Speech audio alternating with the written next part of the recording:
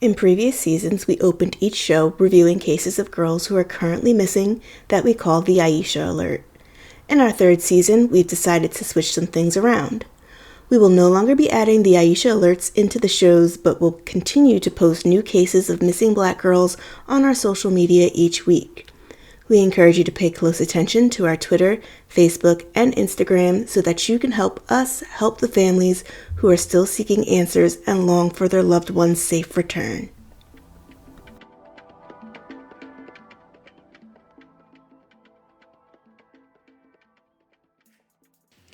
You are listening to Season 3 of Black Girl Missing, a podcast that covers stories of black girls reported missing when they were under the age of 18.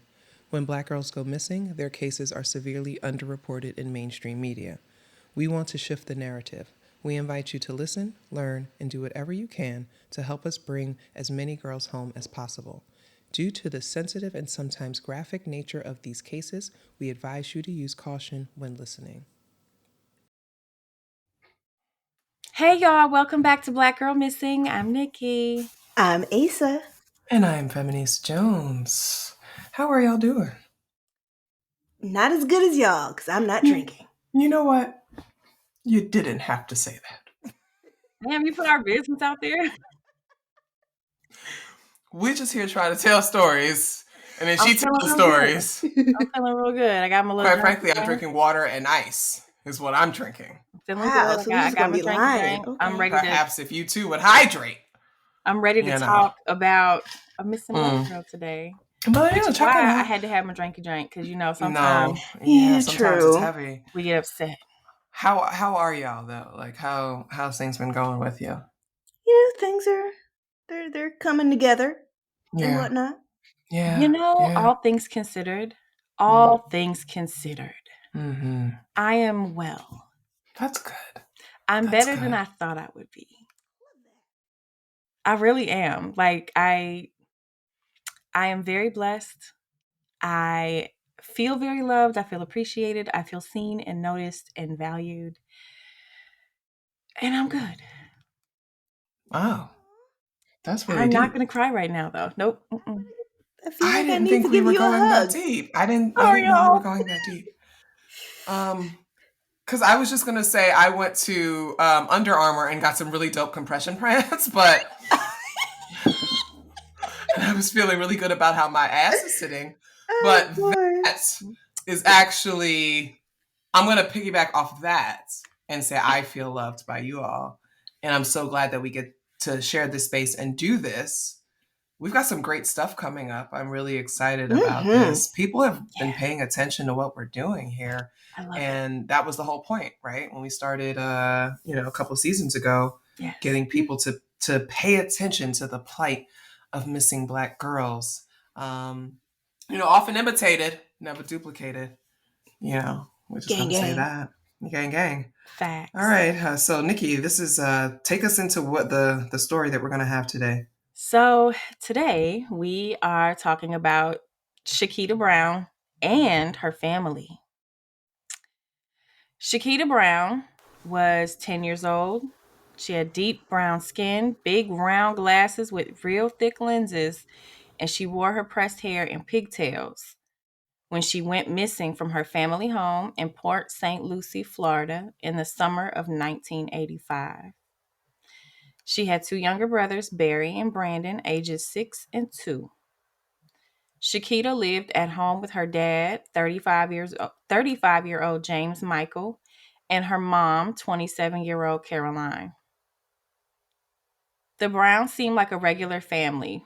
Married in 1975, Caroline and James were both school teachers who took their children to church on Sundays and stayed involved in 4-H activities. James adopted Sheketah after marrying her mother and raised her as his own. They were all scheduled to attend the Walker family reunion in Tallahassee, Florida in August of 1985, but never made it after Caroline's mother called police to report her missing. She told police that the last time she spoke to the family was around July 4th. They missed the family gathering, and Brandon was supposed to be enrolling in preschool. When investigators arrived at the Brown home, it appeared to be undisturbed. There was food rotting at the dining table and soup in a pot on the stove. Mm. The master bedroom had been freshly painted. Wait. Rotting food and fresh paint. Yeah. Yeah, no, that's weird. We're already weird. Okay. So it looked like they were just living a regular life and then they vanished. Right. But wait. Caroline's purse was in the garage and all her identification was cut into pieces. Oh. Yeah, no. I already can tell this is a mess. It's a mess. Cue like the weird horror film. This is a mess. Mhm. Mess. Mm-mm. And it's Florida. And it's Right? Florida. Okay. The scene appeared odd, but police weren't too concerned because there didn't seem to be any evidence of foul play. Again, food looked undisturbed. It had just been sitting there. And, people paint their houses all the time. Nothing out of the ordinary. I mean, did they think the rapture came? But the cut up cards Right. don't suggest foul play. This was a black family. You got to remember that in Florida in 1985. The police didn't care. Okay, true. You know what I'm saying? So they didn't really think that there was anything odd enough for them to continue investigating. People are allowed to leave their homes for extended periods of time without notifying family. Also, again, black family, small Floridian town, expectations are low. In 1985, Port St. Lucie had about 50,000 residents, most of them white. Today, Port St. Lucie has 500,000 residents, and only 16% of them are black. So that's a lot. That's a lot of growth, but they still don't have a whole lot of black people. No, but that's some growth, yeah. So a few weeks after Caroline's mother informed police that her family was missing, police returned to investigate further since neither Caroline or James had reported to their jobs.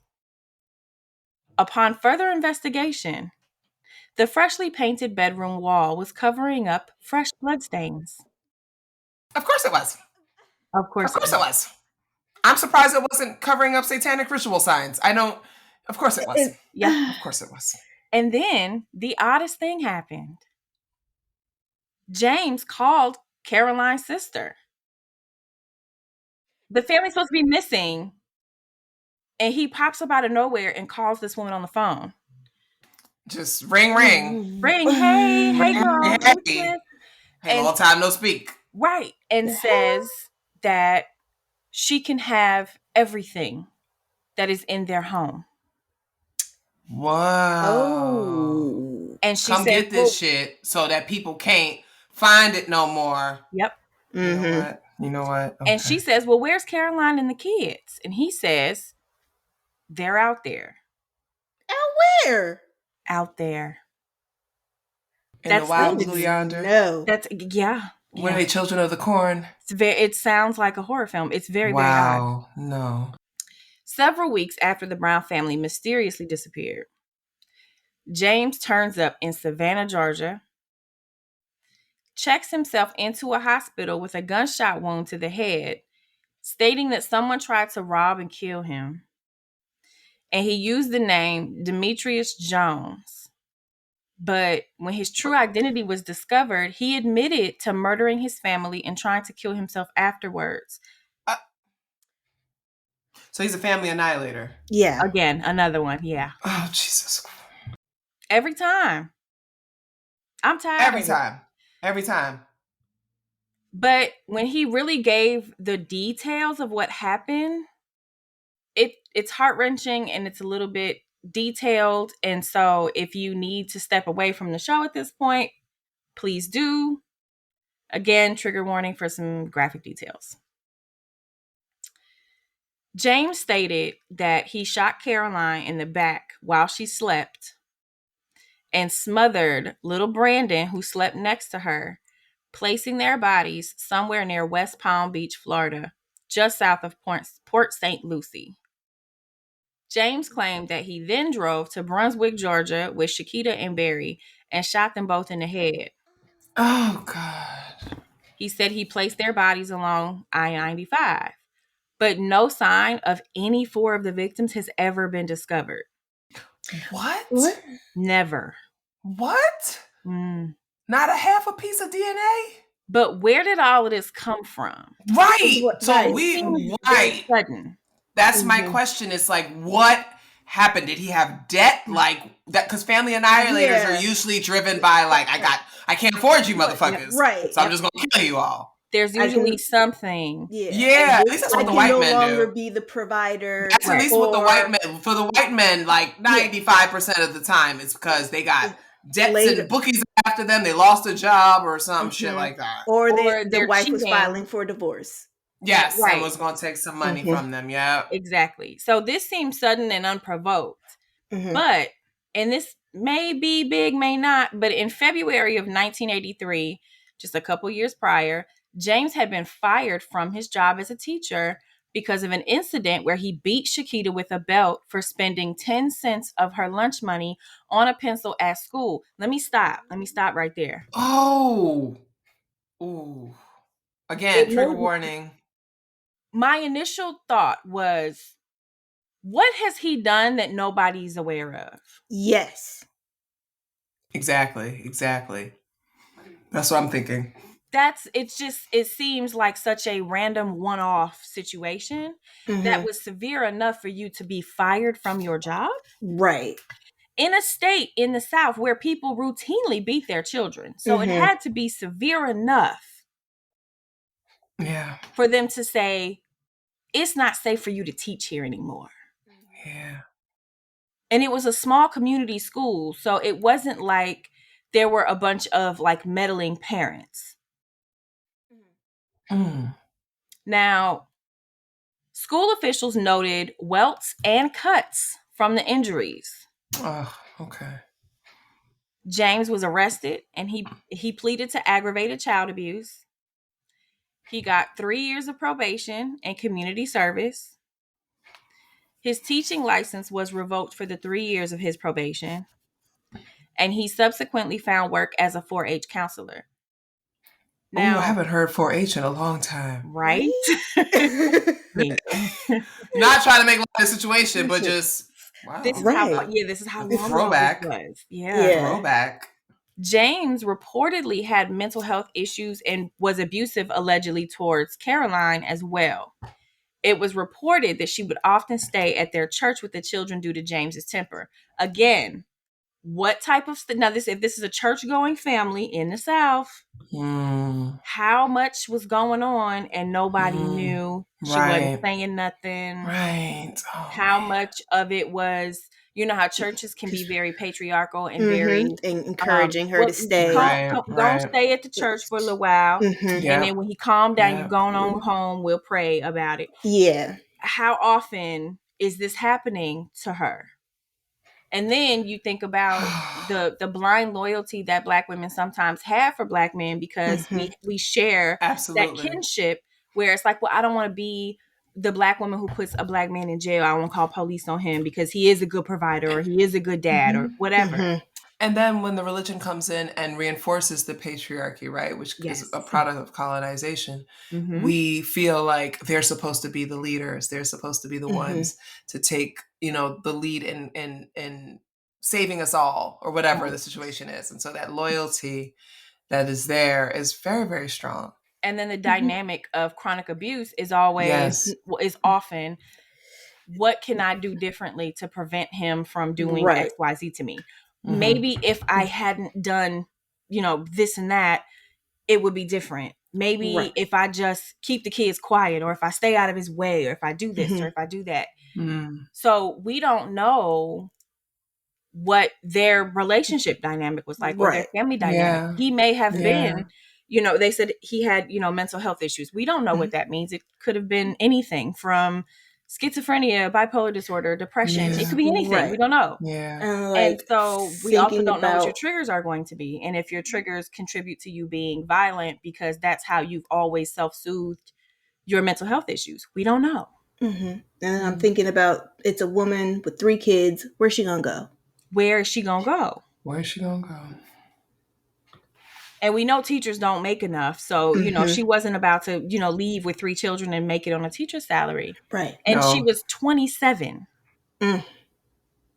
She was 27 when this was all 27 going with on. 3 kids. 27 with 3 kids. One of them 2 years old, barely out of Pampers, probably. Oh, God. And at this time in 1985, you 27, you got 3 kids. Who gonna want you after that? You and I don't care about that. But we know that we are indoctrinated into a society that tells us if we have children, if we're a single mom, or if we get to a certain age, we're now used up and we have no value. Yeah. Who's gonna want me with these 3 kids? It ain't no telling what she was going through. And we've seen that before in some previous ones that we've had where there were women that had children and were, susceptible to men coming in, right? Or partners coming in. Absolutely. And because they offered a certain level of stability and financial support and things like that, emotional support, help with the kids. And then it turned bad. And I just want to just say really quickly that, for all our single moms out there, we love you, we support you. Just be mindful that there are people out there that prey on single moms because they want access to your kids. And I'm not trying to be a fear monger or anything like that. But I constantly feel, I'm telling women, be careful what you post on social media, pictures of your children, things like that, telling people your whole lives and everything. Because there are some people that are watching that are like, they see it and they're like, oh, she is easy prey because she's broke and she's struggling and ain't no man around and she needs whatever. And they are targeting that to have access to your children. So I know that we don't like to think about the boogeyman being just looming around the corner, but what kind of show would we be if we did not let people know that there are men that do target single moms because of this? Absolutely. Right. Now, as for James, he was found not guilty of 4 counts of murder by reason of insanity by mental defect in late 1985. Now, I want us to just pull out like a mental calendar. Pull out a mental calendar. I didn't expect went missing that. In the middle of July 1985. And by December of the same year, they said, oh, you're not guilty. You go. Go ahead. That's okay. Wild. This is very wild, but to get diagnosed and get found not guilty that quickly, he had to be exhibiting some very striking symptoms. Was he African American? He's African American, right? He's Black. So here's the thing. It's so odd to me because the racism is so real that they don't think that we can be, have, psychiatric disabilities in this way. So we are never afforded the so-called grace of having, a psychiatric disability. And so that's why I'm kind of balking listeners in 1985 that they actually found a Black man to be so-called insane. Yeah. Because they don't believe that we can do this. Same way they don't believe that we can be serial killers because they don't think we're smart enough to be serial killers. Right? This is fascinating. But I would also wonder if they would have the same outcome if it wasn't his Black family. If it was a white family. If his wife was white or something and the children were mixed race, would they have found him insane? I also have a question. Yes. What if the people that he murdered were not his family and they were just, random, just whoever, just random people just out on the street? Would he be found as, because a court-appointed psychiatrist diagnosed him as a paranoid schizophrenic. We know that even though racism is wildly prevalent when it comes to mental health care, we know that. We know that racism is front and center when it comes to the prison industrial complex. But we also know that patriarchy says you can harm women and children, and it's fine. So how much of this situation was He was probably stressed out by all them kids and that woman. Oh, they and he had probably a just drove psychotic him nuts. break. Let's go ahead and just diagnose him as paranoid schizophrenic and just be done with the shit. Yeah. And I'm addressing it that way because it happened so fast. Yeah. Yeah. That's what I think is the issue, the timeliness of this. It makes me uncomfortable. And I'm not saying that he didn't have, you know, paranoid schizophrenia. I'm not saying that. But it just seems very, very fast. And for the time in when this was, 1985, you know, they weren't as far along in mental health as they are now. Yeah. That was almost 40 years ago. It's very curious. And James did claim that he had been hearing voices in his head at the time of the murders, something which he says has continued in the years preceding the killings as well. And he was committed to a behavioral health hospital in Florida after being found not guilty and was moved to a halfway house in 1996. James was released from the halfway house a year later, but was under investigation for exhibiting further psychotic behavior after his initial release. He told officials after he recovered that he killed his family because he thought he had given them a venereal disease.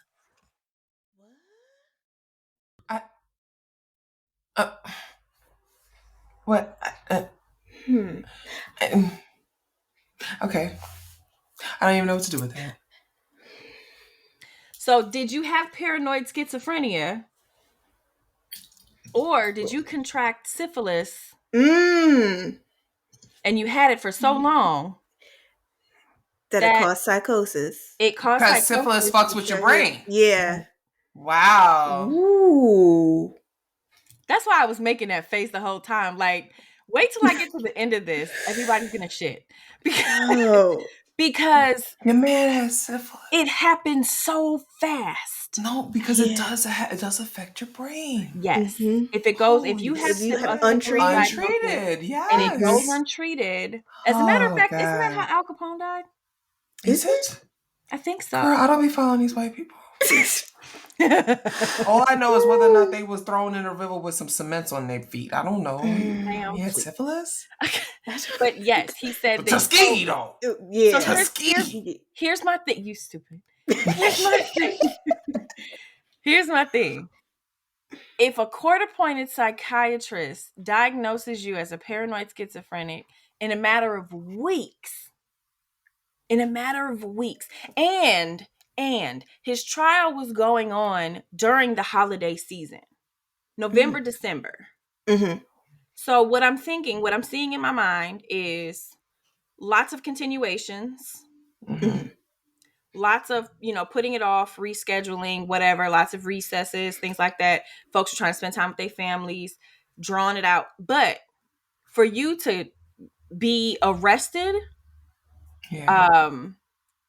sent back to Florida, processed, put on trial, and your trial was complete before 1986. That's wild. Because they said you had paranoid schizophrenia. And then when you get out of the hospital, you say, well, I killed them because I thought I gave them something. I thought you were hearing voices back then, though. That's fucking wild. That is the most ridiculous shit I've heard in a very long time. And I'll be on Twitter every day, so that takes the cake. Yeah. And I'm thinking back to how you said there was fresh paint to cover up blood on the walls. Would that be something that someone who's hearing voices would do, or is that somebody who is cognizant enough to want to cover up their crimes is going to do?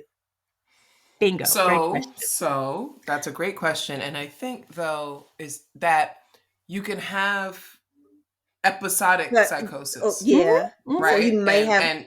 And so there are times where he was moments. lucid, exactly.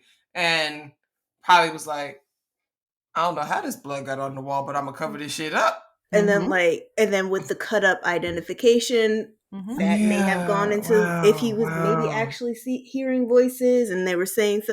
But none of this tracks, but also I don't really expect it to, because it's reporting on a Black family. They're not going to go too in depth. But then Also, I just want to point out that James Michael Brown is still alive. Wow. Yeah, he's still alive. In 1998, he went back to prison for trying to rob a bank. Oh, okay. Yeah.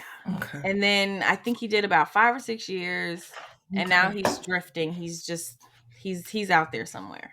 But he's still Oh. alive. He is a free man at this moment, as far as I can tell. I didn't find any records of him being locked up at the moment. He is 72 right now, I believe. He has a full gray beard, full gray, like short afro sort of hairstyle. Full, not even gray. He's just like white at this point. He has, very dark skin. He is shorter on the shorter side. He's about 5'8". A little heavy set guy. So he just looks like that, the average older black guy. Nothing, real stark about the way that If he anybody looks. knows anything, definitely email us blackgirlmissingpodcast@gmail.com. If you know anything about this, if you've Please heard do. anything, please Yes. let us Ooh. know, because we're always interested in updates. If this guy is roaming around, and, Right. And there and was the thing, very little news coverage on this case. Like, right, and so that's what I was going to say, Mhm. is that, like, when it comes to missing black girls, or people killing black girls, not a whole lot of follow-up, not a whole lot of stuff popping up in the news. But if anybody has heard this case, and it may be close to the situation or knows anything, definitely hit us up, and we'll do some follow-up on our Patreon, and give you some more information. Yeah, so it's a What the very hell? interesting story with some twists and some turns. It took me a very long time to compile all this information. There was a lot of conflicting information I had to try to work through. Also, in a lot of the reports, sometimes Caroline's name is spelled Caroline, and sometimes it's spelled Carolyn. So if it's Carolyn and not Caroline, I apologize for that. But yeah, Sheketah Brown and family never found, Interesting. never, and it's like it. I'm baffled by that because I-95 is such a busy area. Mm-hmm.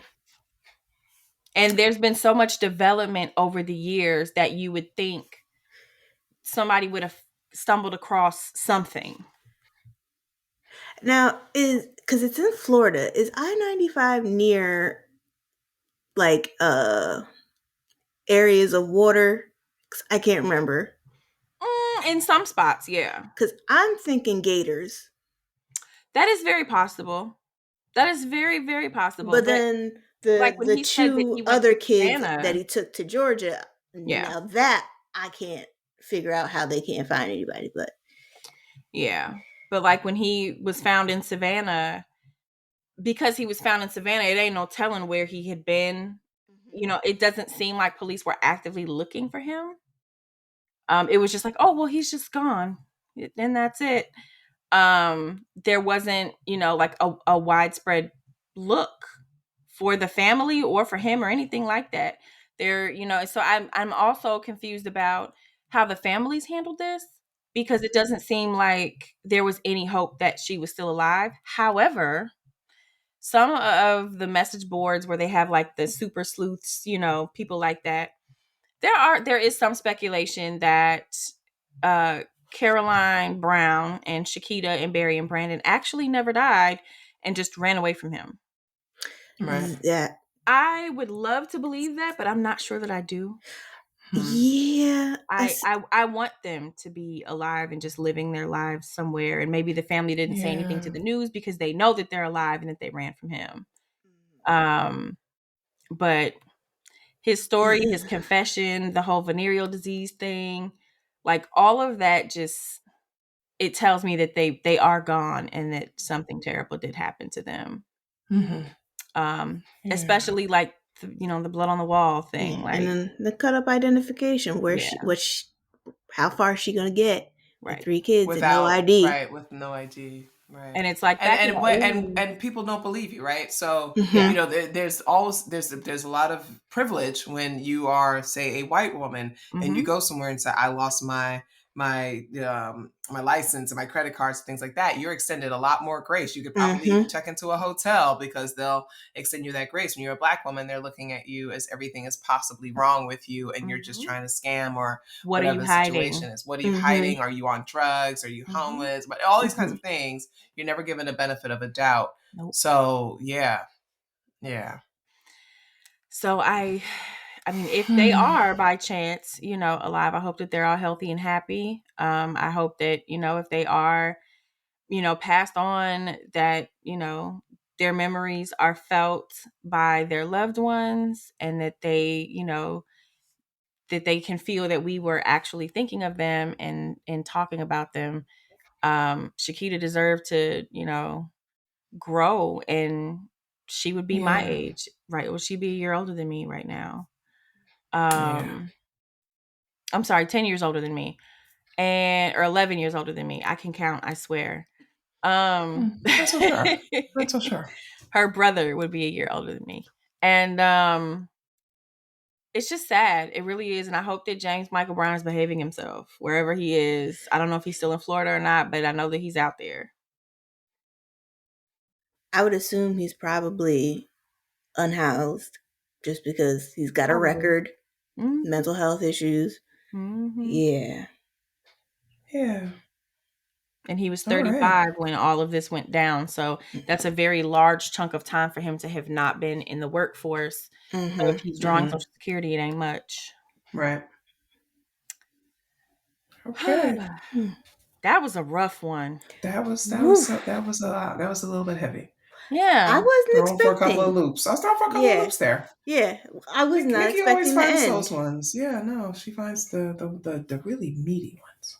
I try to come through. You do come through. Oh, we're so happy that you all tuned in and joined us for this episode, and we look forward to having you back next time. Yeah, I love y'all. I love you too. Awesome. I kind of like y'all. Wow. Okay, we'll revisit that next time. Sure. Wow. Okay, great. Bye, y'all. Bye.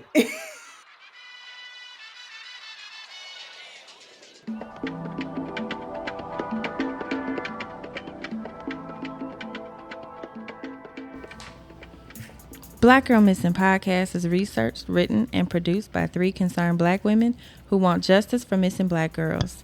Today's episode was written and produced by Nikki Irene, and the Black Girl Missing theme was produced by Siraj Khalif. Be sure to follow us on social media. On Twitter, we are at BLK Girl Missing. On Facebook, we're at Black Girl Missing Pod. On Instagram, we're at Black Girl Missing Podcast. Visit our website for more information about each case, blackgirlmissingpod.com. Contact us on social media or email us at blackgirlmissingpodcast@gmail.com with any tips, feedback, or names of girls you want us to look into. You can further support Black Girl Missing by subscribing to our Patreon, where you will receive exclusive behind-the-scenes content and bonus episodes. Go to patreon.com/blackgirlmissingpodcast and subscribe today. We really appreciate your support.